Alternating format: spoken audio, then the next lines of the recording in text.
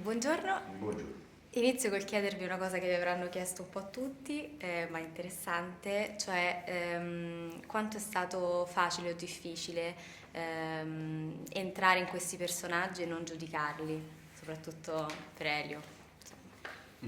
Ma innanzitutto siamo partiti dal piacere di lavorare insieme su e la parte in cui abbiamo più condiviso il lavoro è stata proprio quella della preparazione, anche poi il film nel film abbiamo un paio di scene insieme, invece abbiamo condiviso anche con i registi molta lavorazione e preparazione prima, quindi sul testo, sul mondo che andavamo a raccontare e sulla modalità in cui loro avevano intenzione di raccontarlo.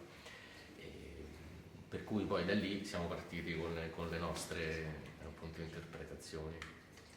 Mi riesce sempre più difficile ormai, dopo 40 anni di carriera, rispondere alla domanda come sei entrato. La preoccupazione maggiore per un attore è che il personaggio risulti vivo nella memoria di chi lo vede ora e di chi lo vedrà dopo. Quindi la nostra maggiore preoccupazione è che quel personaggio resti vivo, risulti vivo, se muore.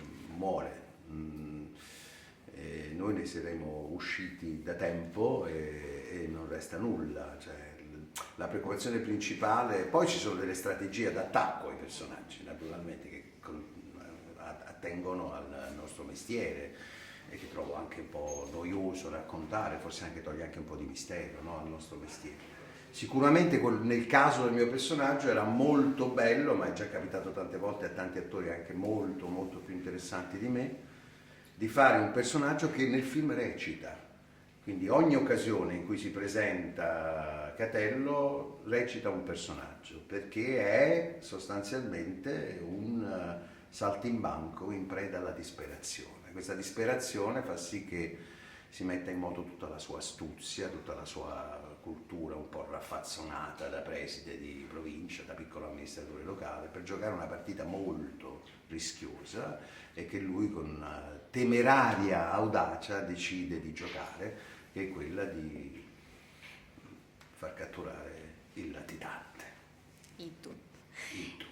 Quanto è stato difficile preparare anche, non so, la voce, il modo di fare, di comportarsi un personaggio di cui si sa poco poi? Sì, all'inizio infatti la difficoltà concreta è stata quella di avere uno strumento di lavoro, perché insomma c'erano gli atti dei processi, i racconti dei pentiti, dei collaboratori di giustizia e questi pizzini. Quindi si tracciava un profilo che veniva fuori da queste cose, ma appunto erano gli unici strumenti di lavoro. Poi con l'arresto, che è stato del tutto inaspettato per noi, insomma, il film doveva chiamarsi Il latitante, mentre poi il latitante non era più. Sono usciti fuori degli altri elementi e quindi ecco, grazie anche alla trasmissione di Giletti a un certo punto, che tirò fuori in maniera anche piuttosto così